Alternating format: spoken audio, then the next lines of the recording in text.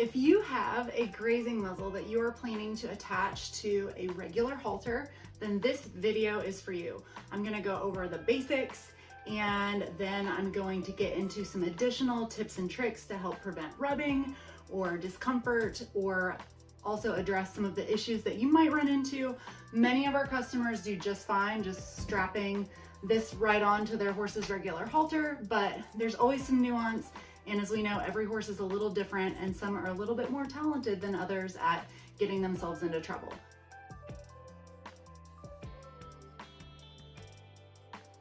So the most basic version of how you would attach this to a halter is, first, you want to make sure that the halter that you're using has some type of breakaway. This one I have converted into a breakaway with this cool little breakaway tab. We actually sell these on our US site, but you can also get them from many equine retailers. And you can also really easily just replace your crown piece as long as you just have a strip of leather and can punch holes in it. And you can get a Chicago screw to make your own leather crown piece. Oops. If you have a nylon halter. So that doesn't have a breakaway. So that's recommended so that if your horse gets caught on something, they're not going to injure themselves, and this would break instead of hurting your horse.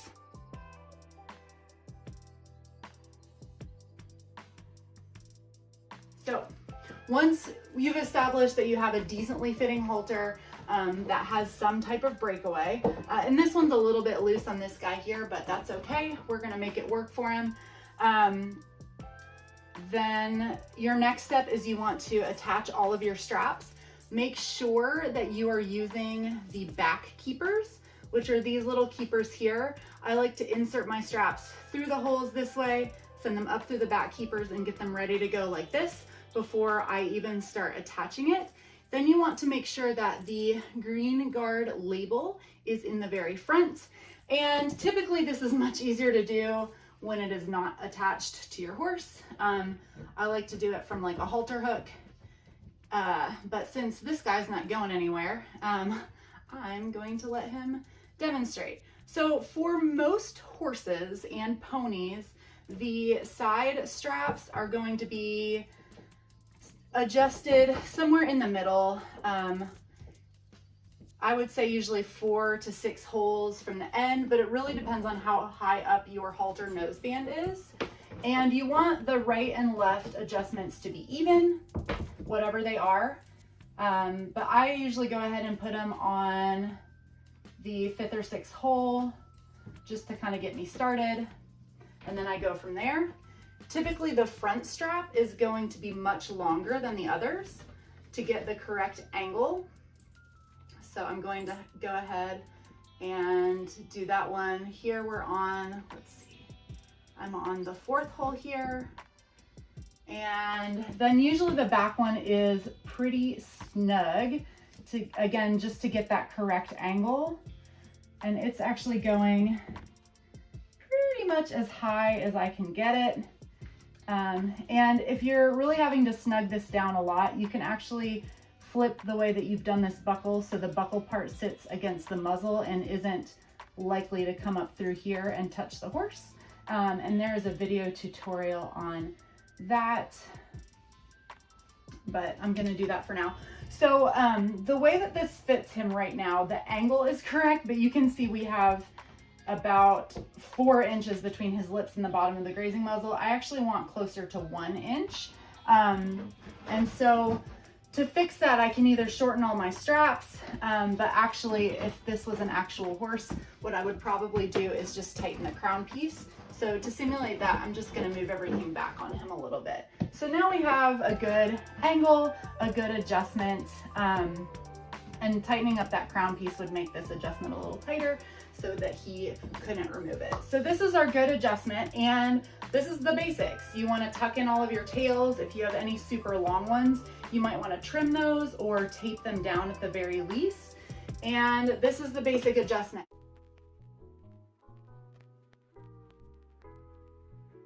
Now, a lot of times this front strap can slide back and forth quite a bit, and sometimes that will allow them to push their nose through the corner or even through the back corner. And so to avoid this, I like to do a few different things to secure this strap to the noseband. It can also create rubs because of how it goes around the noseband. So I have a few different things that I like to do. The most basic one is you can take duct tape. I like to use Gorilla Tape because it's very smooth and it doesn't wear through as quickly and it tends to stick really well. And I'll actually do a strip underneath the noseband and then do a sandwiched one on top, and then kind of do a couple loops around to secure it. So I'm basically making a padded noseband with the Gorilla Tape. Because this doesn't hold moisture and it's a slippery surface, it also usually helps prevent rubbing, which is really nice.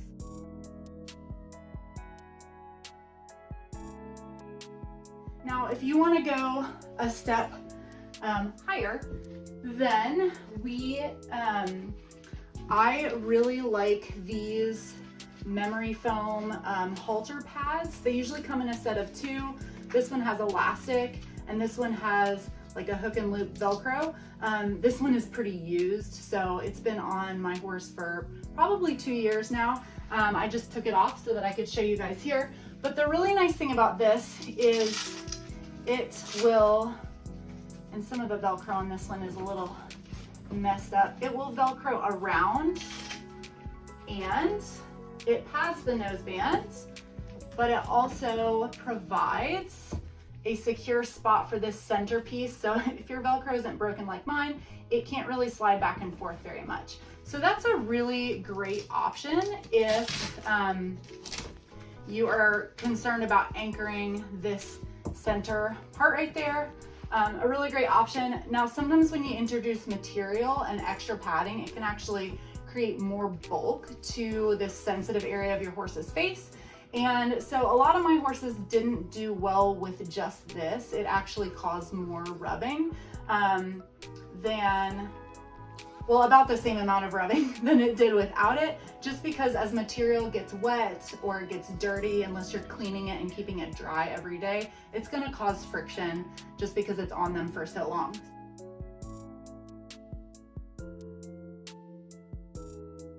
Something else that I really love to use, and this is for any halter, even the GG style halter, something that I really love to use are these Lycra fly masks. We don't sell these. We're hoping to develop one at some point.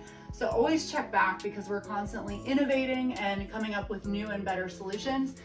This one actually zips on, so I don't have to remove his halter. And they come in all different shapes and sizes. So far, the ones that we like the best have been the Professional's Choice and the Shire's brand. And if you don't want the fly protection on their eyes, because some horses don't love that, especially if they're gonna be out when it's raining or after dark and you don't want their eyes covered, you can easily just cut that netting out.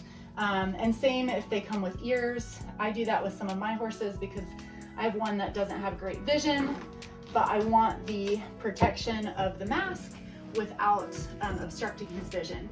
And so what this Lycra does is it fits under the halter. Typically this one doesn't fit him super well, and it helps keep this part and the cheek pieces from rubbing. And a lot of times it'll protect really any part where it sits under the halter. It will usually prevent rubs in those areas because it slips across the Lycra instead of causing friction over their face and hair. So that's the other option.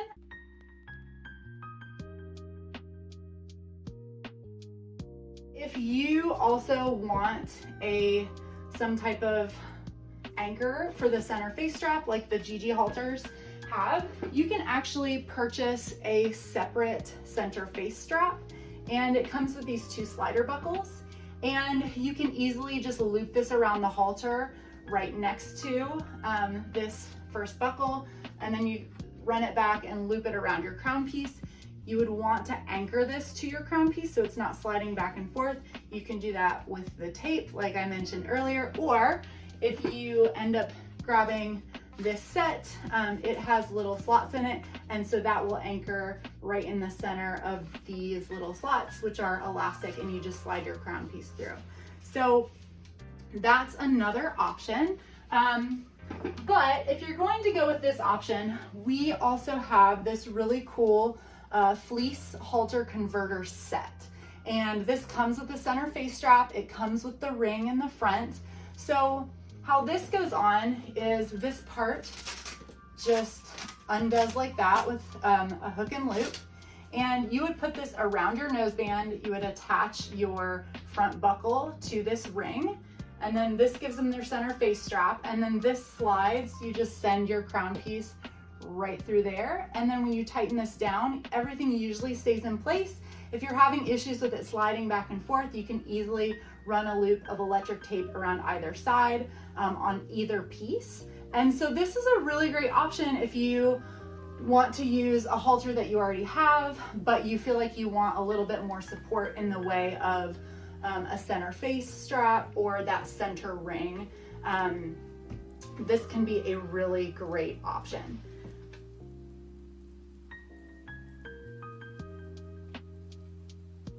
So something else that I find really helpful, no matter how you're using this setup and really whether you have our halter or a halter of your own, the corner straps are really helpful for keeping things from sliding back and forth. They keep your horse from getting their nose out the corner. They keep your horse from accidentally stepping on the corner and breaking it or getting it caught on like the edge of a fence or a water trough. And we sell these Houdini helper corner straps. We have two different versions. So you might get a version that comes pre-cut with little Velcro keepers, and that's a great option. And then we also have another type that comes and it's just a roll of Velcro that you can cut to whatever length you need. And it comes with electric tape that you can run a little bit around. And how this goes on, I really love using it with a nylon halter because this actually bites into the nylon. You want the scratchy side facing the nylon, and it actually grips to the nylon so it won't slide back and forth. And you just loop it around. Mine is overlapping by about 2 inches. And then once I get that, you have either little keepers that are made of this same material that you'll wrap around and you want to secure top and bottom, or you might have the electric tape version. So you would just run a loop of electric tape around the top and bottom. I also usually do an electric tape loop in the middle, especially if mine are this long. And you can also do electric tape over the keepers if you have that version to keep them a little bit extra secure. And these will break away. Typically what happens when they pull is the Velcro will actually come undone like that, or depending on how long these have been on, if they're a little bit older, the Velcro itself might break. But these are super easy and cost effective to replace. If we're sold out on our website, reach out to us because we have really great DIY options for this corner setup as well. And I like to do front and back corners on all of my horses, no matter what setup I have everywhere else, just because it helps support the straps. It helps keep everything in place. And mine often will come in with 2 or 3 straps broken because they play really rough. But everything is still held in place and on the way it should be because I have the additional straps.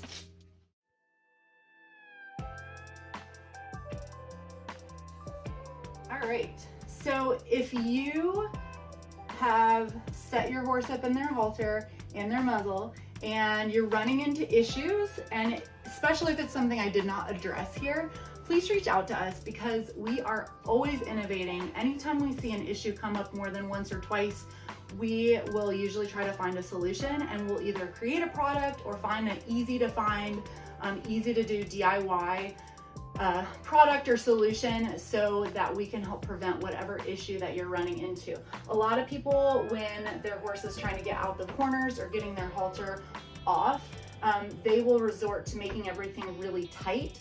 But often when you tighten things down, it actually pulls everything forward for your horse.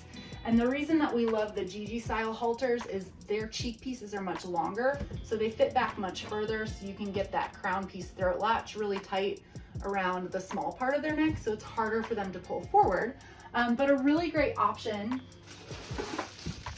that you can add one's still new in package, that you can add to your regular halter setup is you can add a neck strap. Now we sell these in the US. If you're located outside the US, they're pretty easy to improvise with an old leather belt or an old stirrup leather or something like that.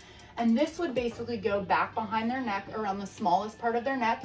You want to get it snug like a cribbing collar where you can still fit a few fingers in between the strap and their neck, but snug enough that you couldn't physically pull it forward over their poll or their jaw. And these want to fit, you want them to fit further back here, like where I have this crown piece. Many halters tend to fit here. And so they're already pretty big around here. Even if they're tight, they've already been pulled forward over the big part of their head. And so either adjusting your halter snug back here or adding a neck strap and adjusting that snug back here will usually keep them from being able to pull everything forward. And when you're using this, the easiest way to attach it up here to your halter crown piece is you can do a couple different things. Some people will just loop it through like that and buckle it under the jaw. I can see here that I have picked out our pony size, so this doesn't quite make it around his neck. We have two different sizes. They would buckle it like that. And the other option is you can get a zip tie or any loop of any kind and just thread that through and send this through. And then actually my favorite option is, again, if you are able to, if you're in the US, we sell these, but also many other equine retailers sell them. You can find them pretty easily. You can get this product and it has two loops. So you can send one through the crown piece and then one you can send this neck strap through. And so the neck strap is breakaway, but it also, this piece is breakaway. So again, if they got caught on something or got into trouble, it would break under pressure so that your horse wouldn't get into an emergency.